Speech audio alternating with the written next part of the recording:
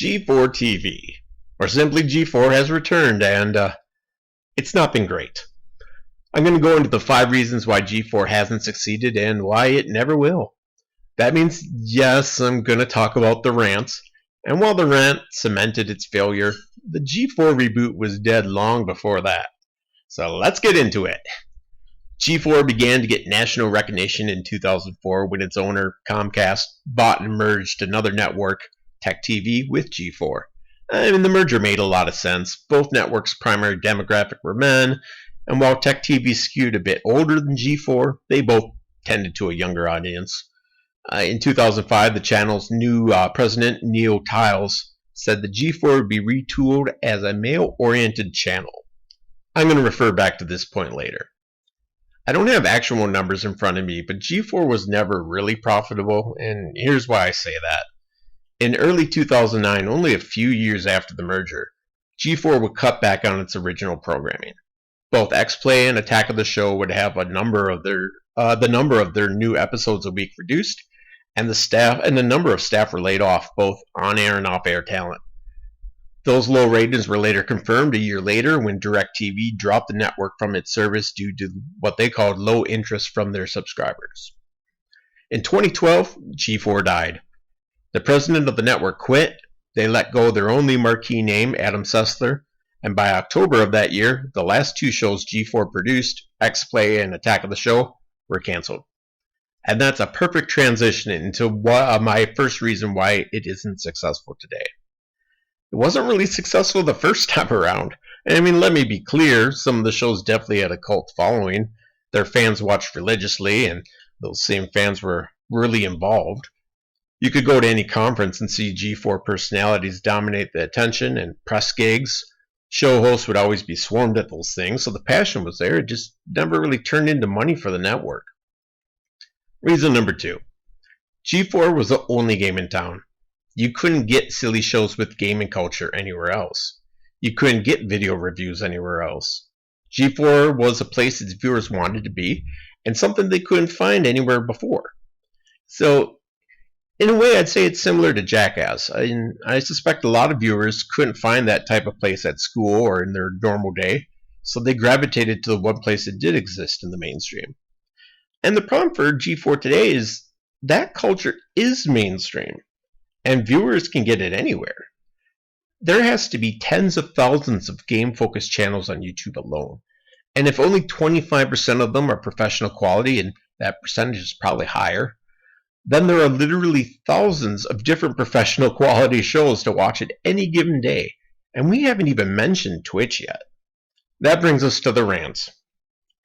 In a segment aired around January 12th of this year, host Indiana Black was about to lead off a talk on Red Dead Redemption 2 when she pivoted. But I actually want to talk about something so much more important than Red Dead Online. Sexism in gaming. Oh no. I'm not going to show you the whole thing because it really doesn't matter for what I'm going to talk about. It's all over YouTube if you want to find it. Right from the start, Indiana Black is setting up a lecture for the audience. The fun, silly, gaming-oriented content the network tries to sell is suddenly taking a sharp U-turn. Even if she were to stop talking immediately, right there, the damage has already been done. That's how off-brand it was. Even if you agree with everything she says in her rant, you, the viewer, certainly didn't tune into X-Play to hear about it. No one clicks on G4 for social commentary. Does anyone want to get a 3-minute lecture about sexism during a video game review? Hillier Smith, a super well-known video editor, his channel's linked in the description below, once said that the viewer is looking for the first possible excuse to click off your video, and that's 100% true. There's just so much professional grade content out there, more than any person could watch.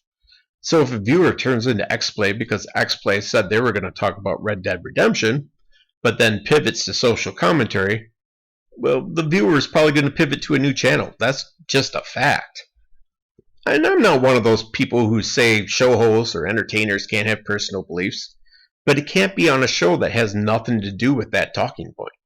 I love sports, and I can talk all day about the importance of a 3-down back or flopping in soccer, but I wouldn't talk about it on this channel. It's not why people come to this channel, and it's not how I market it. Can you imagine if you were watching Jackass and after Steve-O staples his scrotum to something, he then turns to the camera and does a 3-minute monologue about campaign finance reform? Whether he's right or wrong, it doesn't matter. It has no place on that show. It literally stops the show, just like it did on X-Play. Women do not exist to be nice on the eyes for you. Morgan Webb, Olivia Munn did not exist to be nice on the eyes for you. That's simply not true. If someone works in a visual medium, they exist, for that role at least, to be easy on the eyes. There's this old Simpson episode where Mo is rejected from a role of an ugly character in a soap opera, and the assistant goes, "I thought you wanted ugly." And the casting director says, "I wanted TV ugly, not ugly ugly." Look at the Big Bang Theory guys. Those characters are supposed to be awkward, don't look good, can't get dates. That's the show premise. That's most of the jokes. All those guys are played by good-looking guys. The big show on Hulu right now, Candy, is a show about a real-life person, Candy Montgomery, and is played by the impossibly beautiful Jessica Biel. There will be people who will say, well, Adam Sessler isn't smoking hot and he's still on TV. That's sexist. Well, he isn't ugly either. Adam Sessler's role, for the original show at least, was to be relatable to the target audience. Young men. He is supposed to be someone the audience can see themselves hanging out with. That's his role for the audience. Someone looking like Zac Efron couldn't do that. It's not just a male thing either. The same thing happens for female-focused audiences. My friend's girlfriend complained to me once that Bella from the Twilight movies is so bland and boring, and I responded, she's supposed to be. Her character exists for the audience to see themselves in. So writers had to make her basic and bland so as many people in the audience as possible could connect with her and see themselves in her, live vicariously through her. Young women are the target audience in those movies, so the female lead is bland looking, and the male leads are used for sex appeal. So Morgan Webb and Olivia Munn did exist to be easy on the eyes for those shows. Outside of those shows, no, they're people, but for those shows, their role existed to be easy on the eyes. But say Morgan Webb and Olivia Munn and everyone like that only got the role because their looks is wrong too. I want to point that out because there's always someone that says, oh, they only got it because they're so hot. I mean, there are a ton of super hot aspiring actors. Being hot isn't enough. Being hot opens the door for an audition, sure, but you still have to be good at your job. You have to nail it. And I should mention, Indiana Black isn't ugly either. There are enough people out there who like that skater punk look, and she's not an ugly woman. What makes her rant even more damaging for the show is that she's supposed to be the relatable buddy for the show. I don't know much about esports, but I saw she's deeply involved in esports. Just from the cursory look into her past I did for this video, she has the chops. There are things that must have happened. She either didn't know what her role was for the show, she wasn't told what her role was for the show, or she simply ignored it. It doesn't matter, though, really. It's a screw-up that just can't happen at that level. Adam Sessler isn't the buddy on the show anymore. He's too old to do it. He's the nostalgia role, the one piece of connected tissue to the old shows. And Adam Sessler is kind of a problem for the show. It pains me to say it, because I remember him being so good on the original X-Play, but his tweets these days, they are like vinegar. When Disney finally let Gina Carano go from The Mandalorian, I thought it sucked because she was such a perfect fit for the role. But I still thought the firing was defendable. And some people say she was fired for her right-wing politics. No, she was fired for constantly antagonizing the audience through Twitter. She went out of her way to pick fights with people using her politics. Constantly. Adam Sessler does the same thing, but worse. People will say he doesn't get fired over it because he's a leftist, but I disagree. I mean, he doesn't get fired over it because he's the only marquee name G4 has. I suspect most people who initially turned into G4 Reboot to watch did it to watch Adam Sessler, and G4 has to know that. Gina Carano isn't important in the Star Wars franchise. or even the Mandalorian franchise. The whole thing's about marketability. The final reason G4 won't succeed, it's overhead. As of writing this, the G4 channel is sitting at 119,000 subscribers, and their videos average around 30,000 views. Some a little more, some a little less. Those aren't terrible numbers. Don't get me wrong, they blow me out of the water. But I don't do this as a career.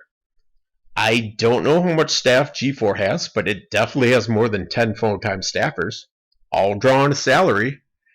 They aren't turning a profit with those numbers and that many employees. They can't. Meanwhile, a gaming YouTuber with the same level of subscribers and engagement, producing the same level of polished content, is likely only paying themselves, and maybe contracting out some work on occasion. It's crazy to me that a channel that is bleeding money can look at the audience and tell them if they don't like their social commentary, then they can fuck off and not watch. It blows my mind that so many people in leadership at G4 thought that was a good move. Sean Hannity, Bill Maher, shows and people like that can do that because social commentary is their show. It's expected. And you'll hear this a lot from entertainers who work in the public arena, or people who work in the public arena. When people troll you, especially anonymously, it's likely they don't even believe what they're saying. They're just saying what they think is most likely to annoy you. And I know it's not hard to respond, but there's nothing you can say to put those people in their place. They're just trying to fuck with you. And you certainly can't respond during your own show. You're really going to make the whole audience wait while you address trolls? That isn't entertaining. If Indiana Black wanted to talk about what she talked about, it needs to happen when she's not on the show. It just plain simple fact. She has personal accounts with followings. That's where it belongs if she really wanted to address it. And if she wants to do it, that's fine, you know. But not on this show. Like, no one else cares. But, you know, that's all I got today. Thanks for making it this far. Subscribe for more content like this, and I hope to see you back soon.